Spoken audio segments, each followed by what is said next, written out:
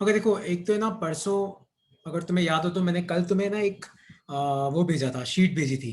तुम लोगों ने ट्राई करी वो शीट, डिस्प्लेसमेंट करंट और इलेक्ट्रोमैग्नेटिक वेव्स की, कि नहीं ट्राई करी किसी ने?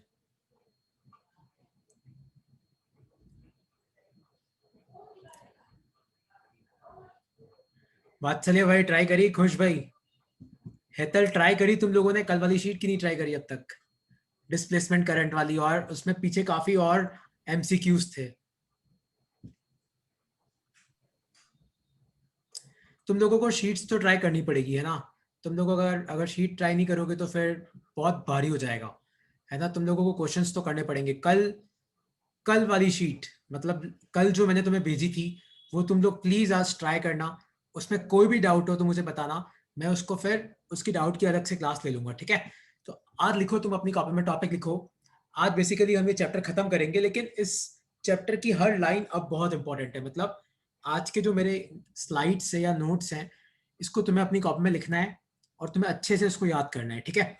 कल वाली शीट प्लीज तुम लोग सॉल्व करना, है ना? काफी अच्छी शीट है, काफी अच्छे एमसीक्यूज हैं। उसमें इलेक्ट्रोमैग्नेटिक वेव करीबन करीबन पूरा न्यूमेरिकल पार्ट कवर कर रखा है, ठीक है? तो उसमें कोई भी डाउट है तो तुम मुझे भेज देना उसका स्क्रीनशॉट, ताकि नेक्स्ट क्लास में मैं वो डिस्कस कर लूंगा, है ना? पर प्लीज ट्राई करना, वरना कोई फायदा नहीं है ना?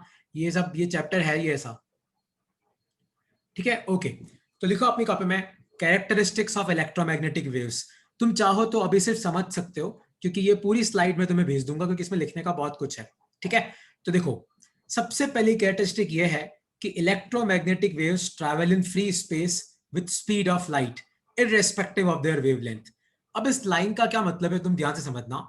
इस लाइन का ये मतलब है कि वैक्यूम में इलेक्ट्रोमैग्नेटिक वेव की जो स्पीड होती है, वो होती है 3 × 10⁸ मीटर पर सेकेंड। और इस लाइन का क्या मतलब है, इररेस्पेक्टिव ऑफ देयर वेवलेंथ। तो चाहे लाल कलर की लाइट हो, चाहे वायलेट हो, चाहे ब्लू हो, चाहे ग्रीन हो, कोई भी कलर की लाइट हो, उन सब की स्पीड क्या होती है? वैक्यूम में सबकी स्पीड क्या होती है? सेम।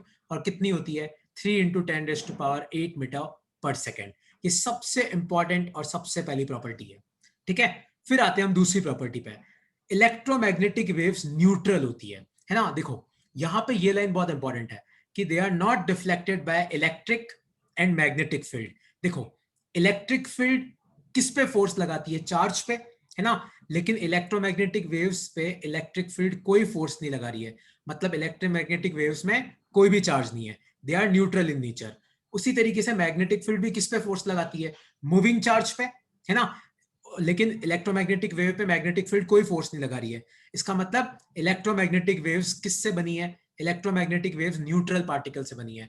मतलब जो फोटोन्स होते हैं ना, they are neutral in nature. ये हम लोग डुअल नेचर में आगे पढ़ेंगे, लेकिन तुम ये वाली प्रॉपर्टी याद रखना कि इलेक्ट्रोमैग्नेटिक वेव्स आर न्यूट्रल। याद रखना, यहाँ पे ग्रेविटी वर्ड यूज नहीं किया है, यहाँ पे सिर्फ यही लिखा है कि they are not deflected by electric and magnetic field. यहाँ पे ध्यान से देखो, तो ग्रेविटेशनल फील्ड वर्ड यूज नहीं किया है ना? क्योंकि ब्लैक होल्स जो होते हैं ना, अगर तुम ब्लैक होल के बारे में पढ़ो, तो ब्लैक होल्स जो होते हैं वो वेव्स को डेविएट करते हैं, है ना? तो इलेक्ट्रोमैग्नेटिक वेव से ग्रेविटेशनल फोर्स लगता है, लेकिन इलेक्ट्रिक और मैग्नेटिक फील्ड फोर्स नहीं लगा सकती, ठीक है? फिर आते हैं प्रॉपर्टी नंबर 3 पे, कि electromagnetic wave show property of reflection, refraction. ये हम पढ़ेंगे, इंटरफेरेंस, डिफ्रैक्शन, पोलराइजेशन, ये हम वेव ऑप्टिक्स में पढ़ेंगे। लेकिन याद रखना कि इलेक्ट्रोमैग्नेटिक वेव ये सारी प्रॉपर्टी शो करती है, ठीक है? फोर्थ, प्रॉपर्टी नंबर 4, अगर तुम्हें याद हो तो ये प्रॉपर्टी याद है, E naught equal to C B naught. ये वाला फॉर्मूला मैं तुम्हें पढ़ा चुका हूं कि value of electric field is C into value of magnetic field. ये वाला फॉर्मूला तुम्हें याद रखना है। प्रॉपर्टी नंबर 5 मैंने लास्ट क्लास में डिस्कस किया था कि अगर किसी मीडियम का परमिटिविटी और परमियाबिलिटी दे रखा है, तो वेलोसिटी क्या होता है? 1/√μ∈. ये तुम्हें याद रखना है। प्रॉपर्टी नंबर 6, ध्यान से देखो, तो इन electromagnetic wave the energy is propagated by means of electric and magnetic field in the direction of propagation of wave, and electric energy density is equal to magnetic energy density. इसको मैं वापस तुम्हें explain कर देता हूं, इसको वापस मैं तुम्हें एक्सप्लेन कर देता हूं। तो कोई भी इलेक्ट्रोमैग्नेटिक वेव में एक होती है इलेक्ट्रिक फील्ड, एक होती है मैग्नेटिक फील्ड, और आपकी वेव इस तरफ जाती है। याद रखना कि किसी भी इलेक्ट्रोमैग्नेटिक वेव में इलेक्ट्रिक फील्ड, मैग्नेटिक फील्ड और डायरेक्शन ऑफ प्रोपगेशन, तीनों एक दूसरे के क्या होते हैं? परपेंडिकुलर होते हैं। और एक और चीज मैंने तुम्हें पढ़ाई थी कि कोई भी इलेक्ट्रोमैग्नेटिक वेव दो चीजों से बनती है, किससे? इलेक्ट्रिक फील्ड से बनती है और मैग्नेटिक फील्ड से बनती है। और याद रखना कि अगर किसी रीजन में 100 जूल की एनर्जी है इलेक्ट्रोमैग्नेटिक वेव के पास, तो 50 जूल इलेक्ट्रिक फील्ड की होगी, 50 जूल किसकी होगी? मैग्नेटिक फील्ड की होगी। यही लिखा है इस प्रॉपर्टी में कि in an electromagnetic wave the energy is propagated by means of electric and magnetic field in the direction of propagation of wave, and electric energy density is equal to magnetic energy density. और सबसे last property है कि electromagnetic waves जो होती हैं they are transverse in nature. तुम सबको याद है 9th क्लास में एक टॉपिक आता है ट्रांसवर्स वेव। ट्रांसवर्स वेव में क्या होता है? डायरेक्शन ऑफ वाइब्रेशन ये, लेकिन वेव जाती है इस तरफ। और लॉन्गिट्यूडनल वेव क्या होती है? आपका डायरेक्शन ऑफ वाइब्रेशन भी ये और वेव भी जाती है इस तरफ। तो इलेक्ट्रोमैग्नेटिक वेव्स जो होती है वो क्या होती है? वो होती है ट्रांसवर्स इन नेचर, क्योंकि आपकी इलेक्ट्रिक फील्ड तो ऐसे ऑसिलेट कर रही है पर वेव कहां जा रही है? उस तरफ। आपकी मैग्नेटिक फील्ड तो ऐसे ऑसिलेट कर रही है पर वेव कहां जा रही है? उस तरफ। तो if direction of propagation is perpendicular to direction of vibration, तो उसको हम क्या बोलते हैं? Transverse wave. तो इलेक्ट्रोमैग्नेटिक वेव्स क्या होती है? They are transverse in nature. तो इन सातों प्रॉपर्टी में अब किसी को कोई डाउट है तो पूछ लो। इन सातों प्रॉपर्टी में कोई भी डाउट है तो क्लियर कर लो। No doubt sir. इन सातों में देखो, ये सातों प्रॉपर्टी अपने आप में एक क्वेश्चन बन के आता है कि इलेक्ट्रोमैग्नेटिक वेव न्यूट्रल होती है क्या? हाँ होती है। इलेक्ट्रोमैग्नेटिक वेव क्या डिफ्रैक्शन शो करती है? करती है। इंटरफेरेंस, ये तीनों अपन पढ़ेंगे, है ना। इसको, इस टॉपिक को अपन रहने देते हैं। प्रॉपर्टी नंबर 4 का फॉर्मूला याद रखना, E naught equal to C B naught. ये फॉर्मूला याद रखना, ठीक है। प्रॉपर्टी नंबर 5 की, अगर वैक्यूम नहीं है, मान लो कोई दूसरा मीडियम है, जैसे मान लो पानी है, जैसे मान लो प्लास्टिक है, जैसे मान लो वुड है, तो मैं पूछूं कि बताओ वुड में इलेक्ट्रोमैग्नेटिक वेव की स्पीड क्या होगी? तो उसके लिए आपको क्या चाहिएगा? म्यू चाहिएगा और एप्सिलॉन चाहिएगा, ठीक है। ये सारी प्रॉपर्टी तुम लोगों को अपनी कॉपी में लिख लेनी है, ये मैं तुम्हें भेज दूंगा वैसे भी, ठीक है। तो अब हम आते हैं, लिखो अपनी कॉपी में, टॉपिक लिखो इलेक्ट्रोमैग्नेटिक स्पेक्ट्रम। टॉपिक लिखो अपनी कॉपी में इलेक्ट्रोमैग्नेटिक स्पेक्ट्रम। तो इलेक्ट्रोमैग्नेटिक स्पेक्ट्रम होता क्या है? तो बेसिकली अपने अर्थ पे, आप बताओ, अपने अर्थ पे जो भी इलेक्ट्रोमैग्नेटिक वेव्स आती है, आप बताओ कहां से आती है? अर्थ पे जो भी वेव्स आती है वो कहां से आती है? सन से आती है, क्योंकि सन अपना नियरेस्ट स्टार है। बाकी स्टार से भी आती होगी, लेकिन मैक्सिमम लाइट जो अर्थ पे पहुंचती है वो कहां से आती है? सन से आती है। और सन से जो इलेक्ट्रोमैग्नेटिक वेव्स आती है उनको हम इतने पार्ट में बांटते हैं, किसमें? Radio, micro, infra, visible, UV, X-ray और गामा। तो इनकी फ्रीक्वेंसी और वेवलेंथ के हिसाब से हम इनको बांटते हैं। तो लिखो अपनी कॉपी में डेफिनेशन लिखो, the classification of electromagnetic waves according to their wavelength or frequency is called as electromagnetic spectrum, is called as electromagnetic spectrum। और याद रखना, रेडियो से लेके गामा तक जाओगे तो आपकी वेवलेंथ तो घटती है, आपकी फ्रीक्वेंसी बढ़ती है। लिख लो अपनी कॉपी में, इस सीक्वेंस को अपनी कॉपी में लिख लो। ये सीक्वेंस ऐसे याद रखी जाती है, R M I V U X G, R M I V U X जी।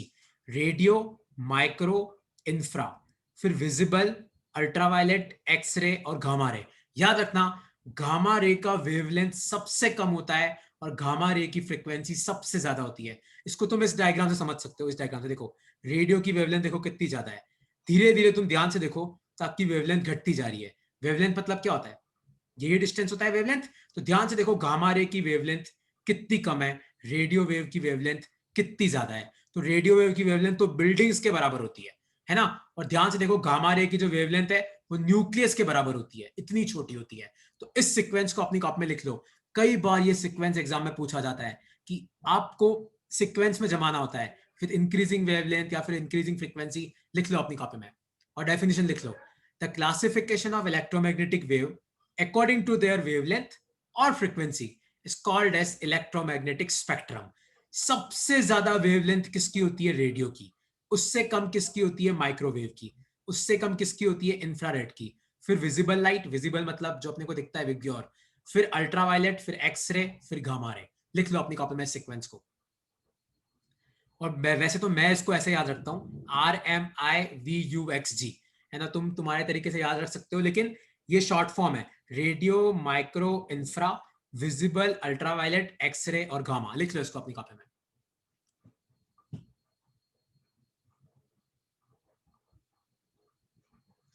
ठीक है, तो कोई तुम्हें Excuse, पूछे कि, एक सेकंड ना, कोई तुम्हें पूछे कि सबसे ज्यादा वेवलेंथ किसकी होती है, रेडियो। सबसे कम वेवलेंथ किसकी, गामा रेस की। सबसे कम वेवलेंथ किसकी होती है, गामा की। हाँ, अब कोई डाउट है तो पूछो।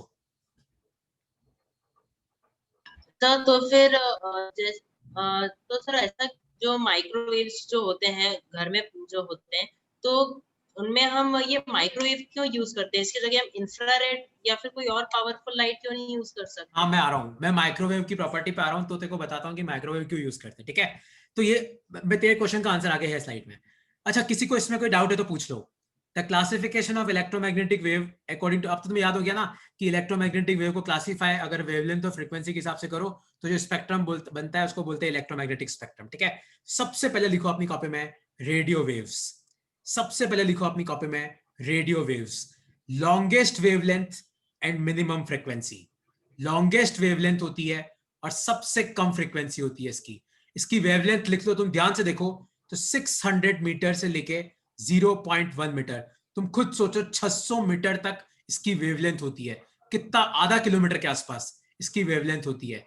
इसकी जो फ्रीक्वेंसी रेंज होती है वो होती है 500 kilo hertz to 1000 mega hertz. देखो, तुम लोगों को एग्जैक्ट फिगर याद नहीं रखना है, तुम ये याद रख सकते हो कि इसकी फ्रीक्वेंसी मेगा हर्ट्स और किलो हर्ट्स में होती है और वेवलेंथ किस में होती है, मीटर में होती है, ठीक है। तो तुम्हें क्या क्या याद रखना है, ध्यान से देखना। एक तो तुम्हें वेवलेंथ याद रखनी है, एक तुम्हें फ्रीक्वेंसी याद रखनी है, एक सबसे इंपॉर्टेंट है कि रेडियो वेव का सोर्स क्या है। वैसे तो अर्थ पे जो वेव्स आती हैं वो सन से आती है, लेकिन हम अर्थ पे भी रेडियो वेव प्रोड्यूस करते हैं, है ना, कम्युनिकेशन के लिए। तो कैसे होती है, लिखो अपनी कॉपी में, by accelerated motion of charge in conducting wire और ऑसिलेटिंग सर्किट्स। वैसे तुम एक चीज याद रखना, इलेक्ट्रोमैग्नेटिक वेव कब बनती है, जब आपका चार्ज क्या करता है। इलेक्ट्रोमैग्नेटिक वेव कब बनती है, जब आपका चार्ज क्या करता है, ऑसिलेट करता है। तो जब भी चार्ज ऑसिलेट करेगा तो इलेक्ट्रोमैग्नेटिक वेव बनेगी, है ना। तो इसलिए इसका सोर्स क्या है, accelerated motion of charge in conducting wire और ऑसिलेटिंग सर्किट्स। अगर तुम्हें याद हो तो याद है, हम लोगों ने एक टॉपिक पढ़ा था, एलसी ऑसिलेशन। याद है, एलसी ऑसिलेशन में एक कैपेसिटर रखा था, फिर उसको मैंने एक इंडक्टर से कनेक्ट किया था। पहले कैपेसिटर चार्ज होता है, फिर डिस्चार्ज होता है, फिर चार्ज होता है, फिर डिस्चार्ज होता है, फिर चार्ज होता है, फिर डिस्चार्ज होता है। तो इस ऑसिलेशन में क्या क्रिएट होती है, रेडियो वेव्स क्रिएट होती है। तो लिख लो अपनी कॉपी में एक्सलेरेटेड मोशन। तो रेडियो वेव बनती कैसे, सोर्स में क्या लिखना आप, accelerated motion of charge in conducting wire और ऑसिलेटिंग सर्किट। प्रॉपर्टी ठीक है, प्रॉपर्टी कोई दिक्कत नहीं है, ये आप नहीं लिखोगे तो भी चलेगा, क्योंकि सारी इलेक्ट्रोमैग्नेटिक वेव रिफ्लेक्शन ये सब शो करेगा। हाँ, ये जरूर लिख लेना, यूज ऑफ रेडियो वेव। तो एक तो आप लिख लेना टेलीविजन कम्युनिकेशन, एक आप लिख लेना रेडियो एस्ट्रोनॉमी। एक बार इतना लिख लो, याद रखना, चाहे तुम नीट दो, चाहे तुम जेई दो, चाहे तुम बोर्ड एग्जाम दो, तुम कोई भी एग्जाम दो, तुम्हें एक ना एक question application of electromagnetic wave से पक्का मिलेगा। जो आज की स्लाइड है उसमें से पक्का डेफिनेटली मिलेगा। तो लिख लो अपनी कॉपी में, याद रखना रेडियो वेव की वेवलेंथ किलोमीटर्स में होती है। ये तो मैंने 600 मीटर यहां पे लिखा हुआ है जो मेरा सोर्स है, लेकिन 800 से 900 मीटर तक भी दिखती है। फ्रीक्वेंसी इसकी सबसे कम होती है, किलो हर्ट से लेके 1000 मेगाहर्ट्ज। इसको लिख लो अपनी कॉपी में। रेडियो वेव कैसे बनती है, accelerated motion of charge in conducting wire और ऑसिलेटिंग सर्किट। तुम अगर खाली ऑसिलेटिंग सर्किट वर्ड यूज करोगे तो भी चलेगा। रेडियो वेव, देखो नाम से ही पता पड़ रहा है रेडियो वेव, तो कम्युनिकेशन में यूज आएगी और रेडियो एस्ट्रोनॉमी में। अब नीचे जो ये मैंने फ्रीक्वेंसी बैंड बना रखे ना, इसमें सबसे इंपॉर्टेंट ये एफएम वाला याद रखना। कौन सा, 88 से लेके 108 मेगाहर्ट्ज।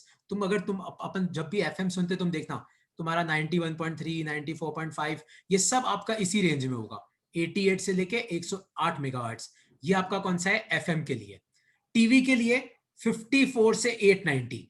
तो ना एक बार एग्जाम में क्वेश्चन आया था कि कई आप टीवी में एफएम सुन सकते हो क्या। हाँ, आप टीवी में एफएम सुन सकते हो, क्योंकि टीवी के अंदर की जो सर्किट होती है ना, वो 54 से लेके 890 मेगाहर्ट्ज के बीच की जो भी सिग्नल है उनको पकड़ सकती है। तो आप ध्यान से देखो, आपका एफएम का सिग्नल तो इसके अंदर ही है, 88 से 108 जो रेंज है वो तो 54 से 890 के अंदर ही आती है। तो टीवी वेव्स का भी तुम याद रखना, टीवी वेव्स का क्या है, 54 से 890 मेगाहर्ट्ज, ठीक है। और सेल्यूलर मोबाइल, मतलब आप जो मोबाइल कम्युनिकेशन करते हो, वो 840 से लेके 935 मेगाहर्ट्ज तक। लिख लो इसको अपनी कॉपी में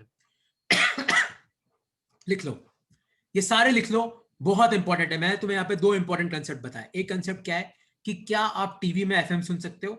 हाँ, आप टीवी में एफएम सुन सकते हो, है ना। आप देखो, वो तो मुझे भी नहीं पता कौन से चैनल पे आएगा, लेकिन टीवी में सुन सकते हो, क्योंकि एफएम का जो लिमिट है ना 88 से 108, वो आपका टीवी के अंदर ही होता है, 54 से लेके 890 के अंदर। तो टीवी के अंदर आप एफएम सुन सकते हो, और ये तुम याद रख लेना कौन सा, एक तो एफएम वाला बहुत इंपॉर्टेंट है, एक टीवी वाला बहुत इंपॉर्टेंट है। और याद रखना सबसे ज्यादा फ्रीक्वेंसी की जरूरत किसको होती है, सेल्यूलर मोबाइल वाले को, इन पांचों में से। ठीक है, लिख लो इसको अपनी कॉपी में, इस टेबल को बना लो अपनी कॉपी में। सर एफएम फोन में भी तो यूज होता है। हाँ हाँ, तो फोन में भी यूज होता है ना, लेकिन फोन में एफएम यूज करने के लिए तुम्हें अलग से ना वो ईयरफोन या फिर तुम्हें एक वायर लगाना पड़ता है, तुम्हें पता है। तुम जब तक ईयरफोन हाँ। नहीं लगाओगे तब तक आपका फोन नहीं चलेगा। अच्छा हाँ। सॉरी सॉरी, जब तक आप ईयरफोन नहीं लगाओगे तब तक फोन में एफएम नहीं आएगा। तो जब तुम ईयरफोन लगाते हो ना, तो ईयरफोन के आगे एक छोटा सा एंटीना होता है, वो एंटीना तेरे एफएम को पकड़ता है। जब तक तुम ईयरफोन यूज नहीं करोगे तो तुम मोबाइल में एफएम नहीं सुन सकते। ओके। लिख लो इसको, ये पांचों इंपॉर्टेंट है, लिख लो इसको। ठीक है।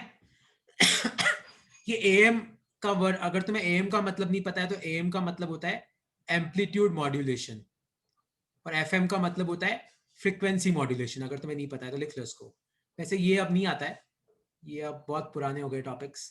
एफएम का मतलब होता है फ्रीक्वेंसी मॉड्यूलेशन, एएम का मतलब होता है एम्पलीट्यूड मॉड्यूलेशन। इसको लिख लो अपनी कॉपी। ठीक है, तो इसके साथ रेडियो वेव्स का टॉपिक खत्म होता है।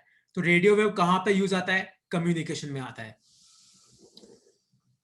मॉड्यूलेशन देख देवांश, मॉड्यूलेशन का मतलब होता है कि जैसे अगर मैं कुछ बोल रहा हूं, ठीक है, अभी राइट नाउ मैं कुछ बोल रहा हूं, तो अगर तू तेरे घर पे बैठा है तो मैं जो बोल रहा हूं वो तो तेरे को सुनाई दे नहीं सकता, क्योंकि मैं जो भी बोल रहा हूं ये वेव रास्ते में खत्म हो जाएगी। तो अगर वेव को तुम्हें लॉन्गर डिस्टेंस तक भेजना है तो आपको उसको मॉड्यूलेट करना पड़ता है।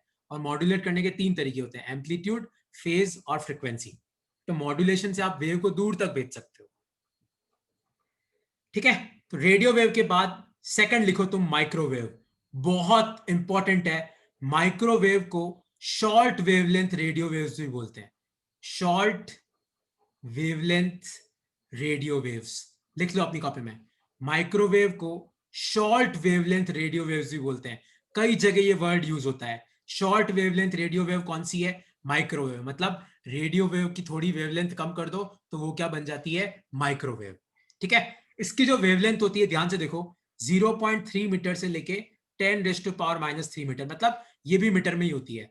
इसकी फ्रीक्वेंसी होती है 10⁻৯ हर्ट्ज से लेके 10⁻12 हर्ट्ज। वैसे देखो, अगर तुम्हें वेवलेंथ याद है तो तुम फ्रीक्वेंसी वैसे भी निकाल सकते हो, याद है formula, C equal to nu lambda.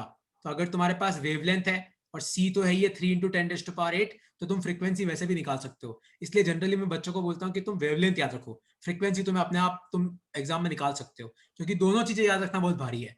तो माइक्रोवेव को अपन क्या बोलते हैं, short wavelength radio wave.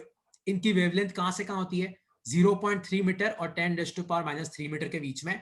Source, अब तुम ध्यान से देखना, जनरली माइक्रोवेव हम कैसे प्रोड्यूस करते हैं, ये तीन नाम याद रखना, क्लाइस्ट्रॉन, मैग्नेट्रॉन, घन डायोड्स। ये क्या होती है, छोटी छोटी ट्यूब्स आती है अपने घर में, जो भी अपने घर में भी जो माइक्रोवेव ओवन होता है ना, उसमें ऐसी छोटी ट्यूब्स होती हैं।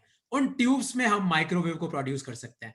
तो ऑसिलेटिंग करंट मतलब वही है, oscillating circuit, oscillating current in special vacuum tubes like klystron, magnetron and Gunn diode. लिख लो अपनी कॉपी में, इसको रहने देना प्रॉपर्टीज को, है ना।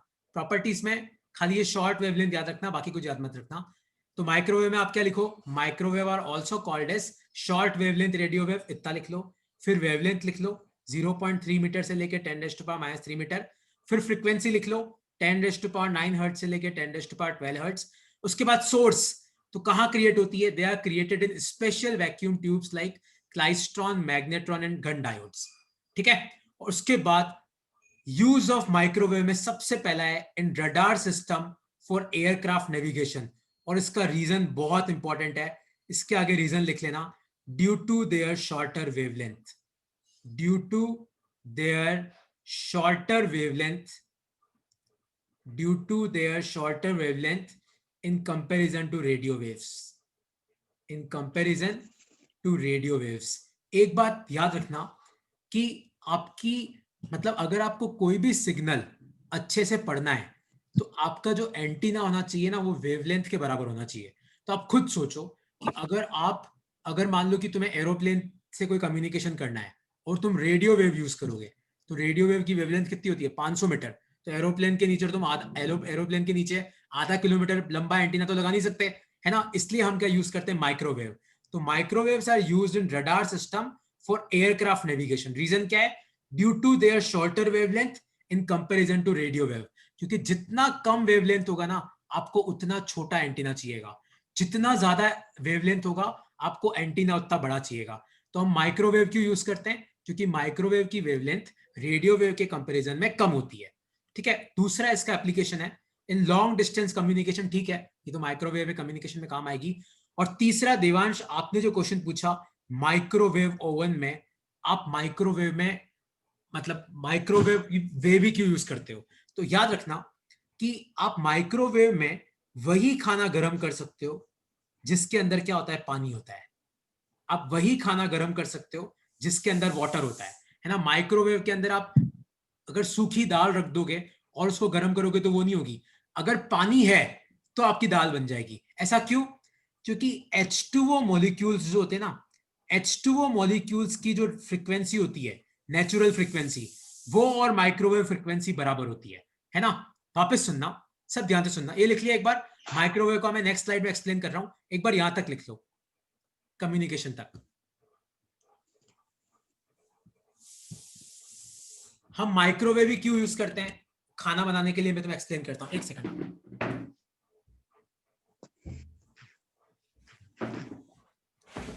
तो लिखो अपनी कॉपी में, क्वेश्चन लिखो, why microwave are used to heat up food. Why microwaves are used to heat up food. याद रखना, आप वही खाना गर्म कर सकते हो जिसके अंदर क्या होता है? पानी होता है। To heat up food containing water. अगर पानी नहीं है तो आप माइक्रोवेव में उस चीज को गर्म नहीं कर सकते। उसका रीजन क्या है? उसका रीजन यह है कि H2O मॉलिक्यूल की जो नेचुरल फ्रीक्वेंसी होती है, H2O मॉलिक्यूल की जो नेचुरल फ्रीक्वेंसी होती है वो माइक्रोवेव फ्रीक्वेंसी के बराबर होती है। वो किसके बराबर होती है? माइक्रोवेव की फ्रीक्वेंसी के। और तुम्हें याद है 11th क्लास में कंसेप्ट आता है रेजोनेंस, कि अगर किसी सिस्टम की नेचुरल फ्रीक्वेंसी मान लो 100 हर्ट्ज है और मान लो बाहर से कोई बंदा आके इसको 100 हर्ट्ज से और पुश कर रहा है तो इसका एम्पलीट्यूड बहुत ज्यादा बढ़ जाता है। तो जब अगर तुम H2O वाला खाना माइक्रोवेव के अंदर रखोगे तो माइक्रोवेव की फ्रीक्वेंसी और H2O की फ्रीक्वेंसी सेम है। तो जब नेचुरल फ्रीक्वेंसी और एक्सटर्नल फ्रीक्वेंसी बराबर हो जाती है तो क्या होता है? रेजोनेंस। रेजोनेंस से क्या होता है? एम्पलीट्यूड बढ़ता है। एम्पलीट्यूड बढ़ता है मतलब H2O मॉलिक्यूल बहुत तेज वाइब्रेट करता है। और किसी भी चीज का अगर वाइब्रेशन बढ़ेगा तो क्या बढ़ता है? टेम्परेचर, और इससे आपका खाना गर्म हो जाता है। तो लिखो अपनी कॉपी में, इसका आंसर अपनी कॉपी में लिखो, natural frequency of H2O molecule, natural frequency of H2O molecule और water molecule is equal to microwave frequency, is equal to microwave frequency, is equal to microwave frequency. So when food containing H2O molecule,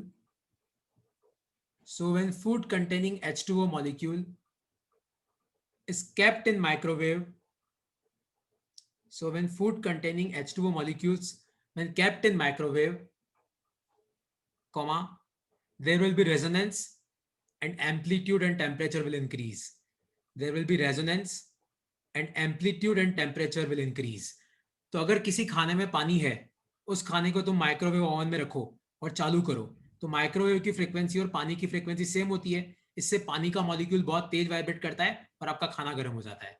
इसलिए हम microwave use करते हैं खाना गर्म करने के लिए। ठीक है, कोई डाउट है अब तक तो पूछो। तो नेक्स्ट वेव है अपनी, वो है इंफ्रारेड वेव। किसी को माइक्रोवेव में कोई डाउट है तो पूछ लो।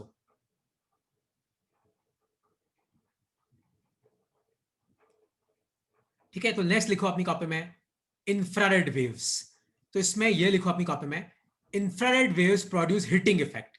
तुम कभी भी, तुम्हें ना अगर मोच वगैरह आ जाए या कुछ आ जाए, तुम कभी भी हॉस्पिटल जाओगे ना तो वो तुम्हें IR लैंप देते हैं, इंफ्रारेड लैंप। तो infrared waves produce heating effect and they are also known as heat waves और थर्मल रेडिएशन। लिखो अपनी कॉपी में।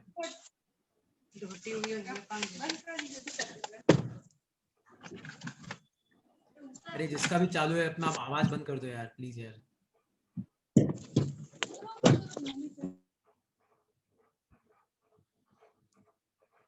तो infrared waves produce heating effect. मतलब अगर कहीं पे भी IR वेव्स है तो वहां पे आपका हीटिंग इफेक्ट क्रिएट होता है, and they are also known as heat waves और थर्मल रेडिएशन। लिख लो इसको अपनी कॉपी में, ठीक है। फिर इसकी वेवलेंथ रेंज लिखना 5 इंटू 10⁻³ मीटर टू 10⁻⁻6 मीटर। फिर इसकी फ्रीक्वेंसी रेंज लिखना 10⁻11 हर्ट्ज टू 5 इंटू 10⁻14 हर्ट्ज। और सबसे इंपॉर्टेंट है इसका सोर्स।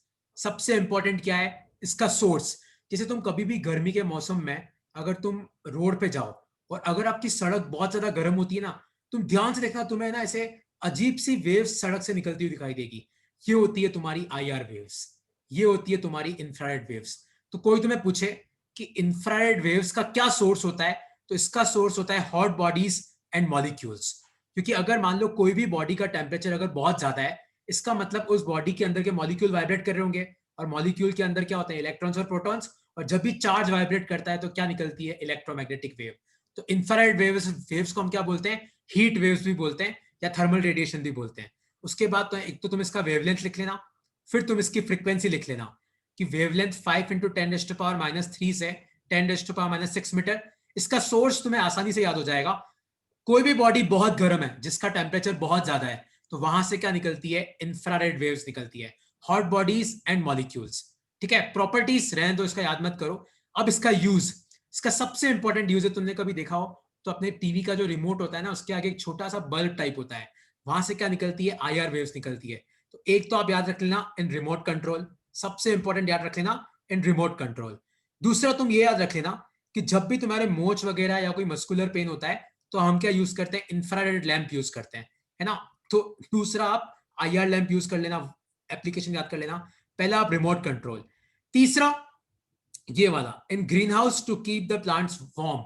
तो तुम लोगों को ग्रीन हाउस पता है, कई बार खेतों के ऊपर है ना इस तरीके से कवरिंग बना दी जाती है ताकि अंदर की हीट बाहर ना जा सके। तो अंदर की हीट को कौन कैप्चर करके रखता है? अंदर जो कार्बन डाइऑक्साइड है, अमोनिया है, ये लोग अंदर की हीट को कैप्चर करके रखते हैं। तो IR की मदद से हम लोग टेम्परेचर भी रेगुलेट कर सकते हैं। तो ये 3 एग्जाम्पल तुम याद कर लेना। कौन से? एक तो रिमोट कंट्रोल में यूज आता है, एक ग्रीन हाउस गैसेस में यूज आता है, और तीसरा they are use in the treatment of muscular complaint. मतलब जब भी मोच वगैरह आ जाती है तो उसको सही करने के लिए हम IR लैंप यूज करते हैं। ठीक है, तो IR के बारे में तुम्हें क्या क्या याद करना है? इसको हीट वेव्स भी बोलते हैं, इसको थर्मल रेडिएशन भी बोलते हैं। ठीक है, ये कहां से प्रोड्यूस होता है? जहां पे भी आपका टेम्परेचर बहुत ज्यादा है वहां पे क्या क्रिएट होती है? इंफ्रारेड वेव्स क्रिएट होती है। उसके बाद इसका वेवलेंथ रेंज याद कर लेना 5 इंटू 10⁻³ मीटर से लेके 10⁻6 मीटर। एक ये याद कर लेना, और इसके 3 एप्लीकेशन। सबके सबके वेवलेंथ तुम्हें याद होने चाहिए, सबके वेवलेंथ, है ना। जैसे रेडियो वेव का मीटर्स में होता है, माइक्रोवेव का 0.3 मीटर के आसपास होता है, IR का और कम हो जाता है। देखो 5 इंटू 10⁻³ मीटर से लेके 10⁻6 मीटर। सोर्स सबके याद रखना। रेडियो वेव का सोर्स क्या है? Oscillating circuits. माइक्रोवेव का सोर्स क्या है? आपके Gunn diode, klystron, magnetron. IR wave का सोर्स क्या है? Hot bodies and molecules. ठीक है, नेक्स्ट है विजिबल लाइट।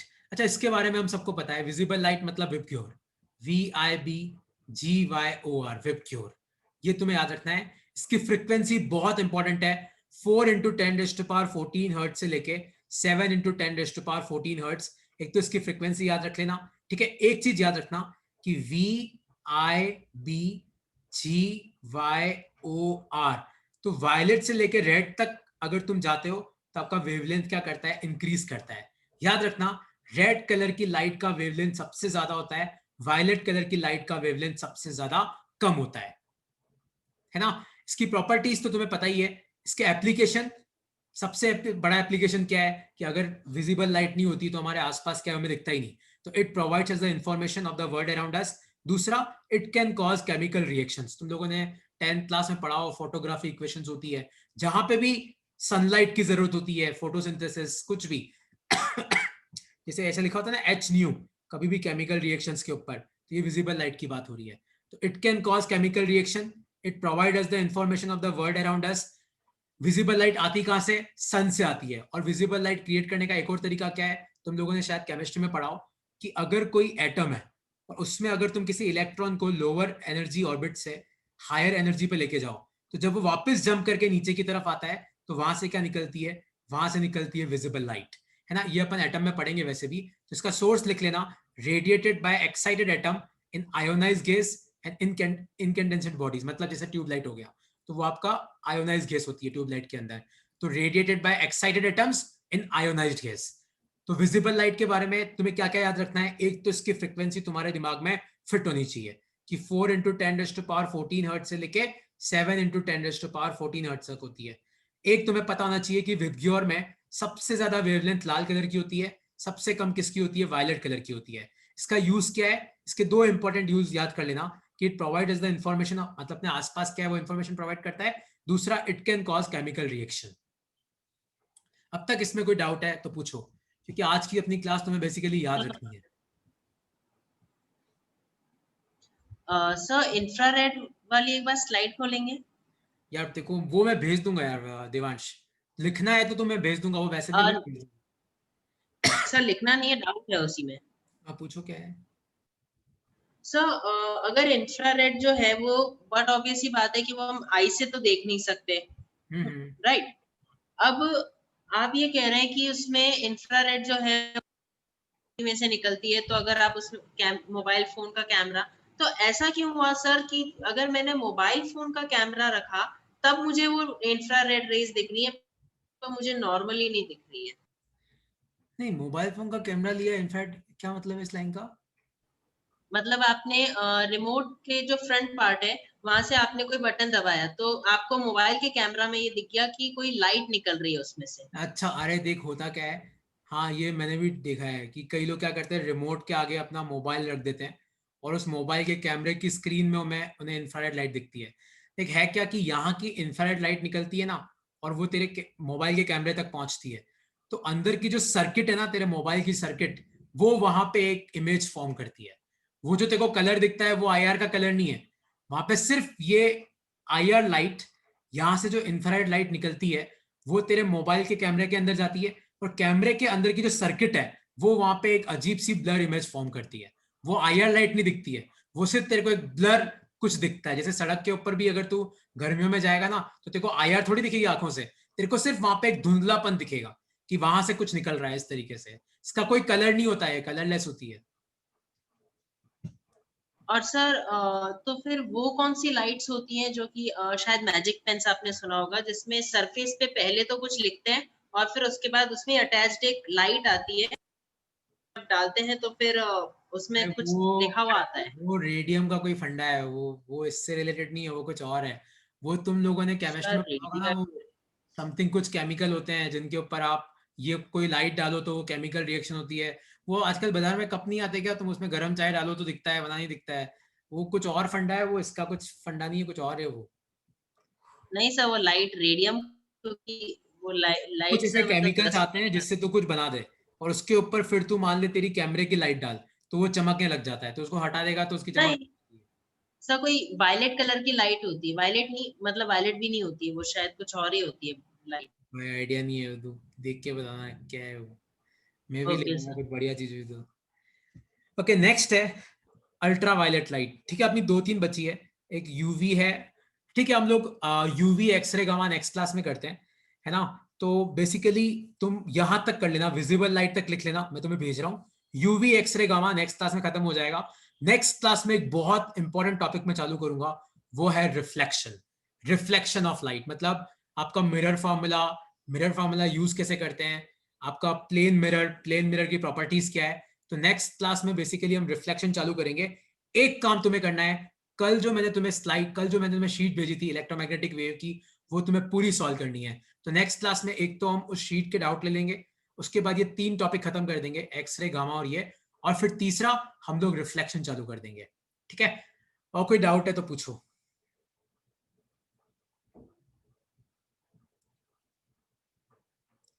और किसी को कोई डाउट है तो पूछ लो। No sir. तो ये स्लाइड में भेज रहा हूँ तुम्हें अभी, है ना। प्लीज यार वो परसों वाली स्लाइड, कल वाली जो शीट है वो सॉल्व कर लेना, है ना। प्लीज यार सॉल्व करके मुझे भेजना, ताकि कल अपन डिस्कस कर पाएंगे। ठीक है, चलो ओके यार।